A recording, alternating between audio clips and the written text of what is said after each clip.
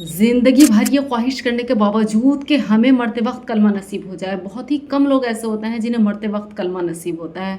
मुल्तान के एक MBBS doctor थे जिन्होंने बहुत अरसा इमरजेंसी वार्ड में गुजारने के बाद मौत के उन्वान पर एक किताब लिखी जिसमें उन्होंने ये कहा कि मैंने ज़िंदगी के इतने साल इमरजेंसी वार्ड में गुजारे हैं और जो भी कोई उस वार्ड में आता तो मैं हर आने वाले को कलमे की तलकीन करता था और उन्हें कहता था कि आखिरी वक्त में तुझे कलमा पढ़ाऊंगा, तुम पढ़ना, और अगर ना पढ़ सको तो मुझे किसी न किसी तरह से इशारा कर देना कि तुम क्यों नहीं पढ़ पा रहे हो।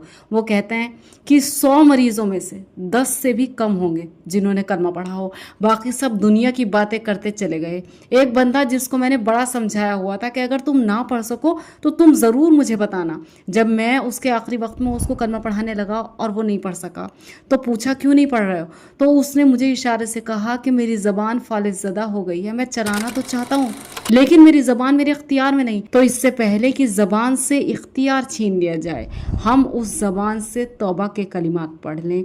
कभी कभी हम सोचते हैं अगर मैं तौबा कर भी लूँ तो फ़ायदा क्या, क्योंकि फिर मैं गुनाह कर बैठूंगा, मैं तो इस पर जम नहीं सकता अपनी तौबा पर। इसकी मिसाल ऐसी है जैसे कोई कहे अगर मैं नहाऊंगा तो फिर पसीना आएगा, लिहाजा नहाने से क्या फ़ायदा। तो हर बंदा उसको कहेगा कि बेवकूफ़, अभी जो पसीना है बदबू है, अभी तो नहा के साफ़ हो जा, अगर फिर पसीना आ गया तो फिर नहा लेना। इसी तरह इस वक्त जो गुनाहों का पसीना हमारे क़ल्ब व दिमाग और जिस्म पर आया हुआ है हम तौबा का गुस्ल करके उसको ख़त्म करवा लें। अगर तौबा के बाद भी गुनाह सरजद हो गया तो हम फिर तौबा कर लेंगे, बार बार तौबा करते रहेंगे। यानी इस्तग़फ़ार वो चीज़ है जो मौत के वक्त भी हमें कलमा पढ़ने की तौफीक फराहम करती है।